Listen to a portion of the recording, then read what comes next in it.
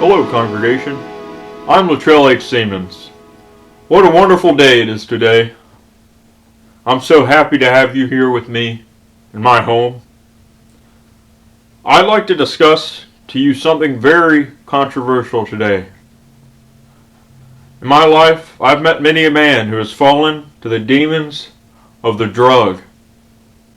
Stoners, users, abusers, trippers, tokers, ice heads, Dave Matthews fans, iced out lovers, lost souls, and junkies. They all came to me in my life during my younger years as a fashion designer in Chicago. It was at these times that the demon dope was at work, stealing from me the dignity and self-respect that I had worked so hard to earn. I spent many a nights in the arms of junkies and addicts, a vile and disgusting sect of society in my eyes today. How does God feel about drugs? After all, He did invent them, didn't He? They are His creation. He probably feels similarly towards them as He does about you. Does God mind that we use drugs? How should we respond? We will reflect on these questions and more on today's episode of Justice of Our Lord.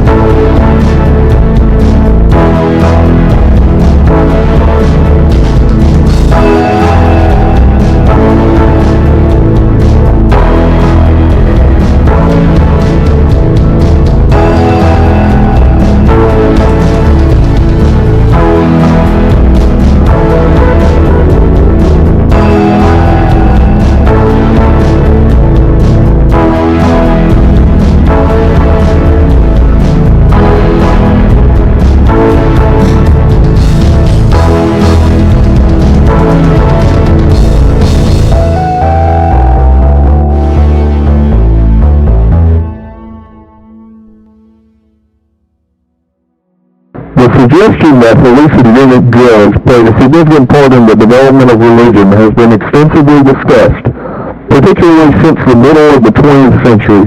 Throughout the ancient world, hallucinogens were used as potent entheogens, which were used related to the worship of gods or other entities in mythology. Many different types of hallucinogens have been used, both naturally occurring and synthetic. It is rumored that parts of the Bible itself were written as transcripts of quote-unquote trips brought on by early psychedelic drugs. Many philosophers have attributed the very essence of humanity to the ability to be free within our conscious thoughts. Even in the most wretched of prisons, a man can imagine he is free inside his own mind. I pray that my dear friend Bink is doing this now.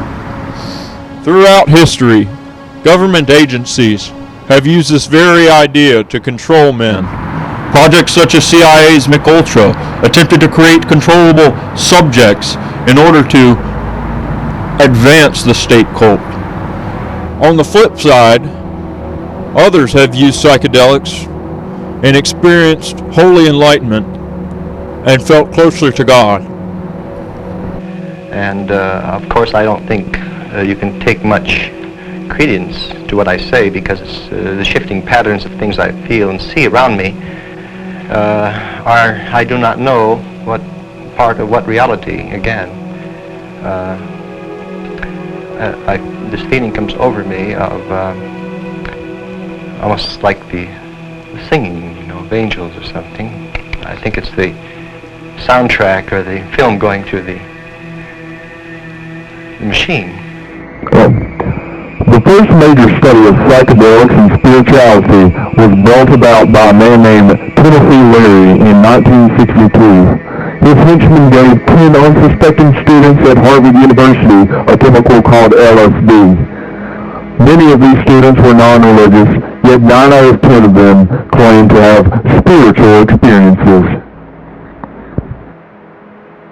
It's common knowledge that Harvard only yields degenerates, creeps, and turgid egos who lack any real principle of conduct. Just take a look at the U.S. Supreme Court.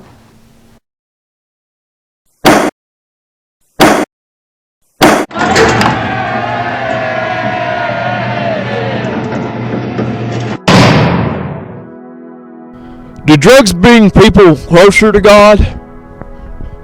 Some people find that drugs make them feel more equal with God.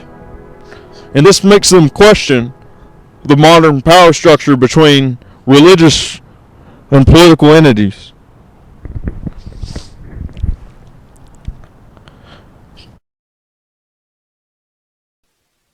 The following is a warning message from a former drug addict who has asked to remain anonymous. From there I started using it, never stopped. Within 1 week I had gone from 9 slows sitting in my lap to having a nice happy trip every day. But at least nothing smells. Everybody party I was at once, I saw a guy that stuffed himself full of the brim with various drugs. He repeated for hours and hours, I'm a snake, I'm a snake.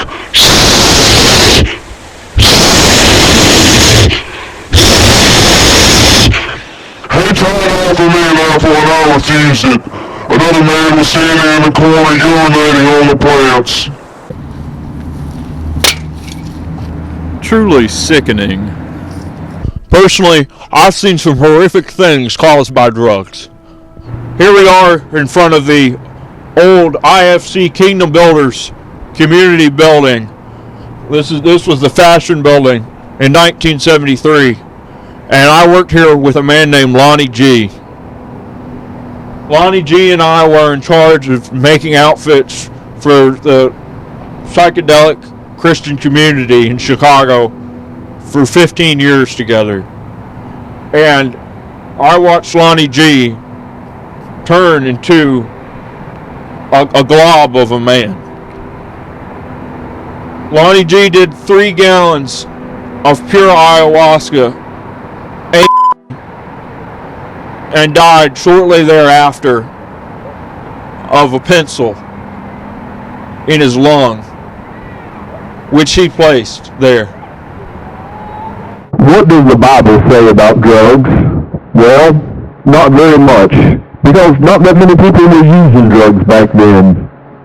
So like everything else of the Bible, we as leaders, the followers of God, have to pick apart the pieces and apply our own interpretations to it wherever we see fit and draw conclusions from there.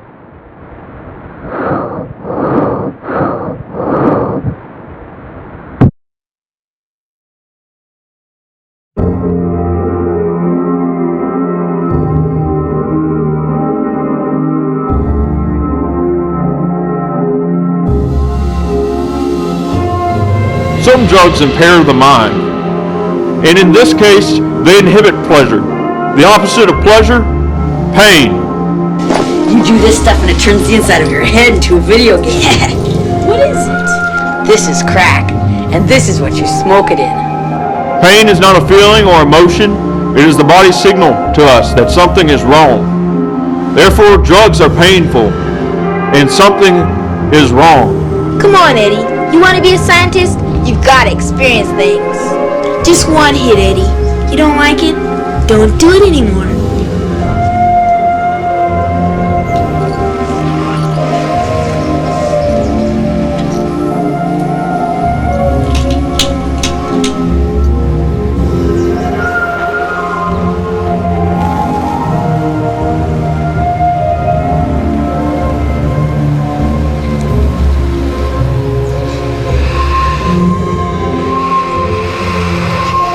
What does the Bible say about drugs?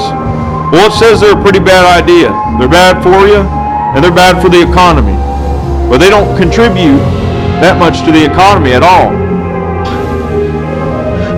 Do do some more? Are you crazy? Pain from work is good. It yields capital. Pain from drugs?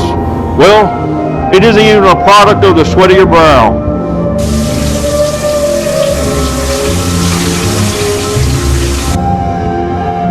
What's the difference between what's in our veins and what's in our little veins?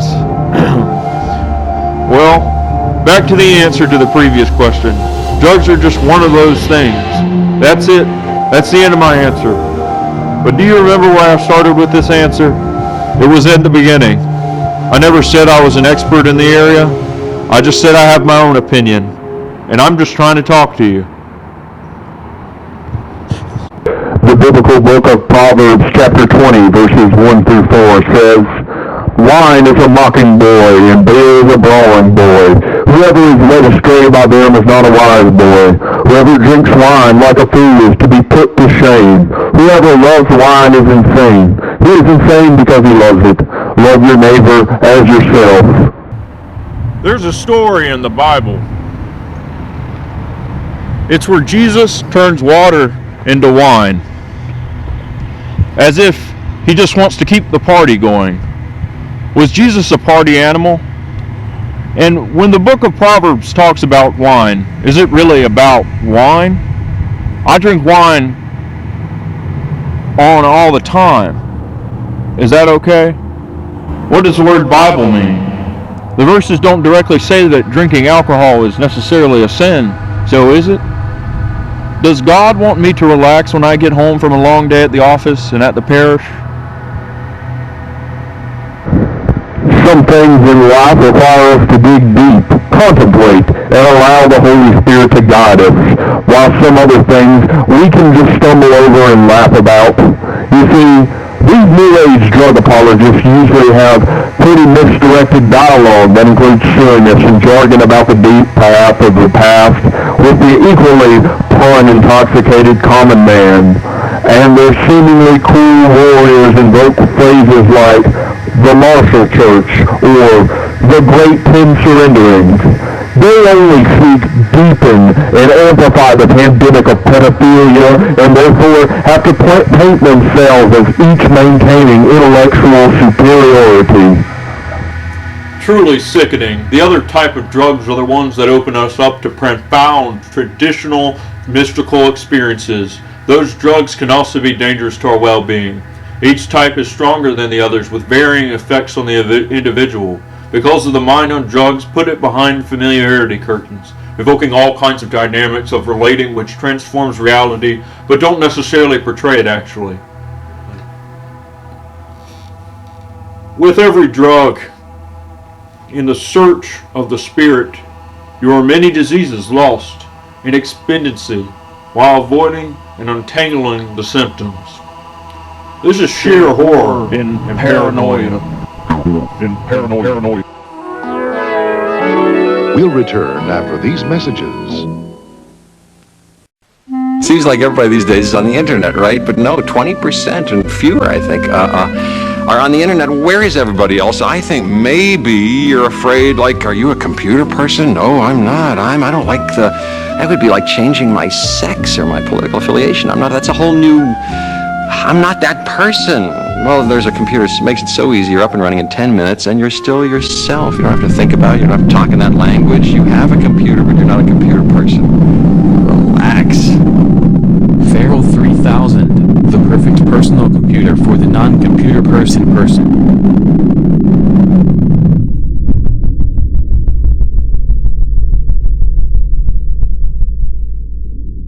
Hello, and welcome to the Binko podcast. We've got less Chinese going into our album because of affirmative action. We've got enough stuff. You don't need to go to college. The ideological flower is nothing to be worried about. I don't understand why they don't look inside themselves anymore. These kinds of things happen all the time in everyday life. Just look at yourself. Don't sweat the smart stuff. Only sweat the big stuff.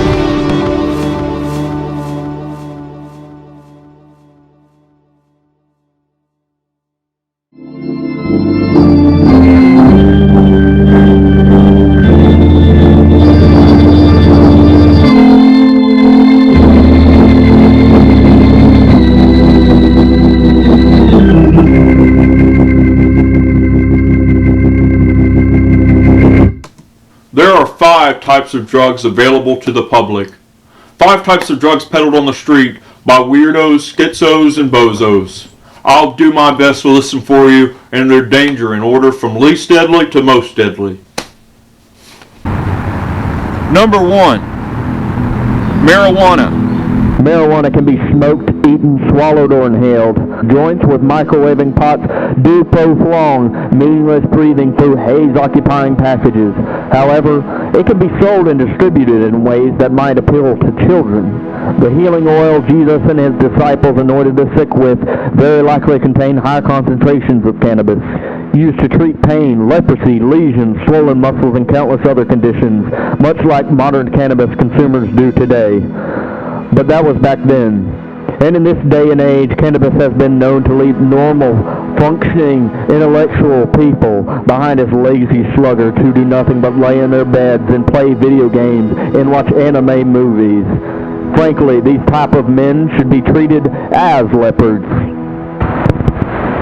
Number 2 is PCP. The worst thing about PCP is that it has no commercial usage whatsoever. So I don't see it being added to the store shelves at your local Walmarts anytime soon. PCP induces a sort of happy-o masochism. The user becomes mellow and spacey, falling into what is affectionately known as cowboy madness when smoking this pale reliquary dust. Number 3 is caffeine. Now, I know what you're thinking. LATRELL, people drink caffeine, sodas all the time, and my response to that is no. That don't make it right. Caffeine's highly addictive, brings about confusion, nausea, slurred speech, lack of coordination, euphoria, dizziness, drowsiness, disinhibition, lightheadedness, hallucinations, delusions, sudden sniffing death due to heart failure, sudden death due to asphyxiation, suffocation, convulsions, seizures, coma, and choking. And you may respond to me by saying, Brother Pastor LATRELL, drinks are supposed to bring you joy.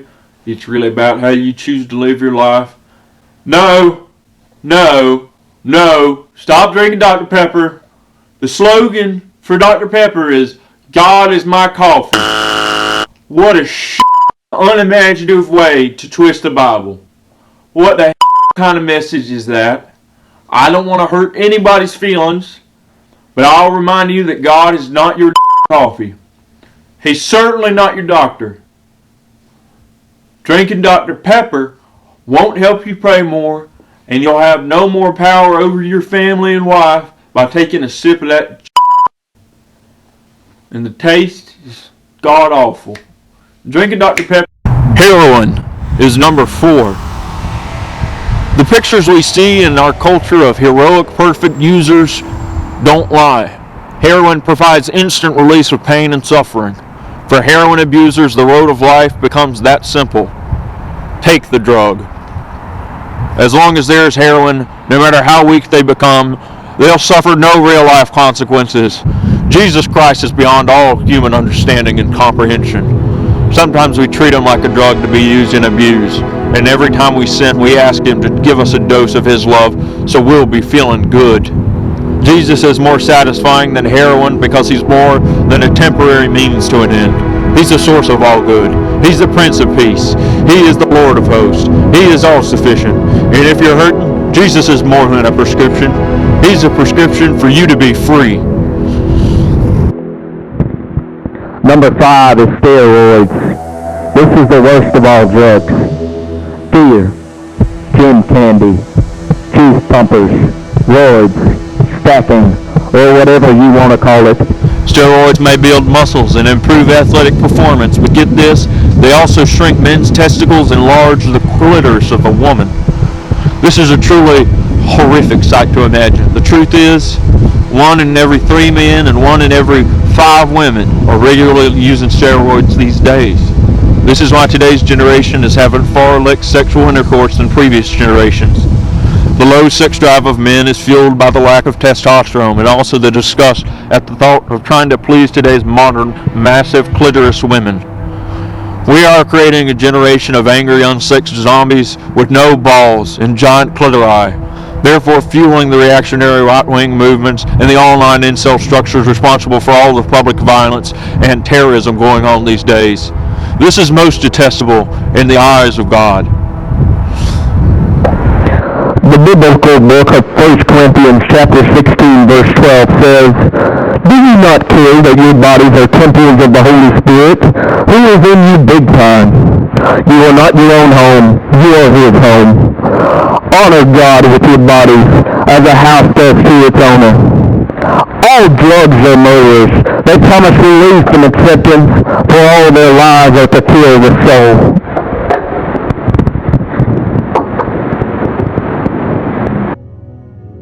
All drugs are liars and murderers, and we all know that drug use, lying, and murdering are all sins. Today, a new counterculture movement has started, the drug culture. Everywhere you go, CBD this, THC that, LSD this, Juul this, vape this. I want to tell you about the truth about drugs and how they affect people and how they're affecting our youth today. I have one of the youth's biggest leaders today, a musician by the name of PEPE Colorado Jr. How are you doing today? Chill. You don't look very chill, PEPE. When is the last time you slept for more than 8 hours? I'm just chilling, my dude. How are you? I'm doing great. I'm straight as a ruler. It looks like you haven't slept in a week. Well, We are got you it. on drugs right now? Hell yeah. That's right, you are going to hell. Only lawyers go to hell. You look kind of familiar, PEPE. Where did you grow up? Colorado. Colorado, okay. You know, Colorado, they've legalized marijuana there. That's right, they have. What do you think about marijuana? I think it is one of the best drugs known. It's a bad drug. It'll kill you. It'll give you lung cancer and makes you sloppy. Your house will be a mess. Nobody will love you anymore. I don't know if you've realized you've done this to yourself. When I smoke marijuana, I get high. And it's enjoyable. Very, very pleasurable. That's the devil tickling your toes, boy. PEPE, you came on today to show us something. And I want you to show us it all. Show it to us and just imagine the children and your mother watching. It is a music video for my new single.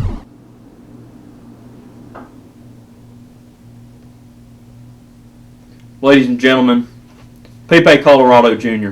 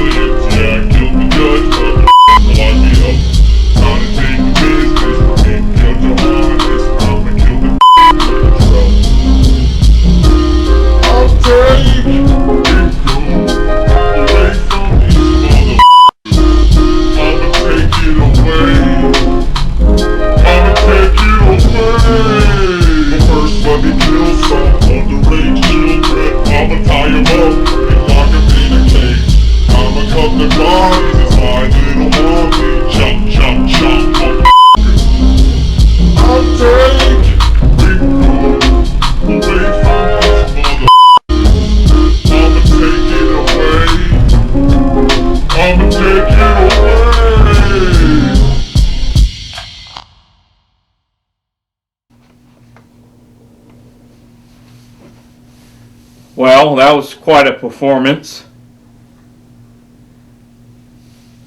PEPE, thank you for coming on to our show today.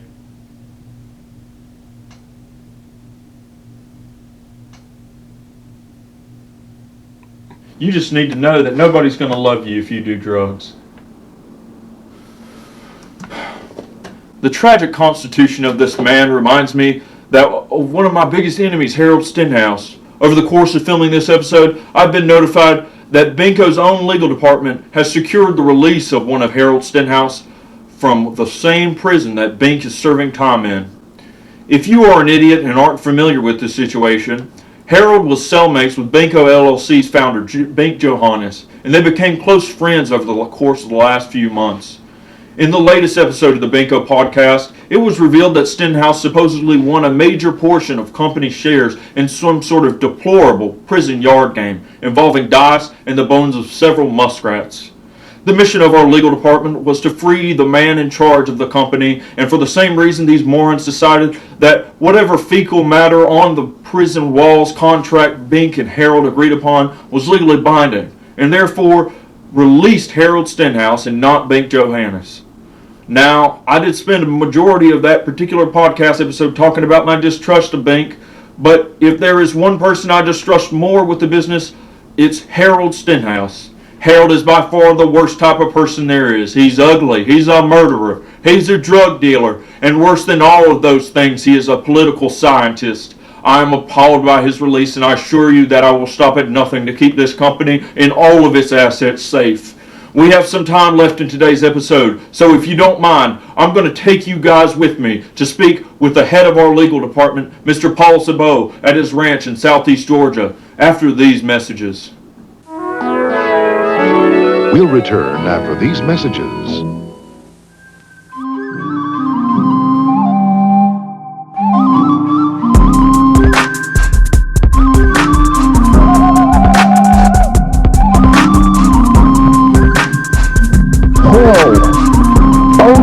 Hello, Blackwater, president of Takiki Amazing Pizza. Here at Takiki, we've been hunting with our new Takiki's Flex Chips. It's small, it's fast, it's dependable, you can trust it. Remember, fast you go, flash of the world, fast you go. And I feel a little time only if you guys will need Takiki's Flex Chips to any participating Takiki Pizza Power restaurant, you will see 2 slices of Takiki's finest pizza. Takiki Pizza, it's a pizza in my heart.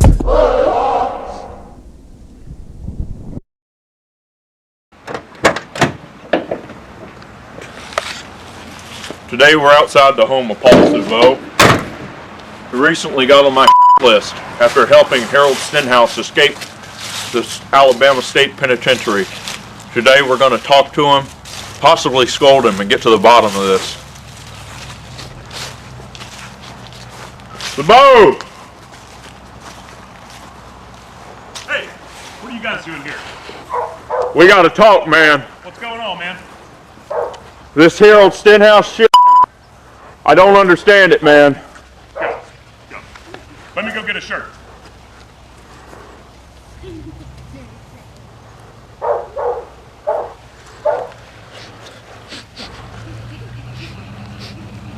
I smell kerosene or something.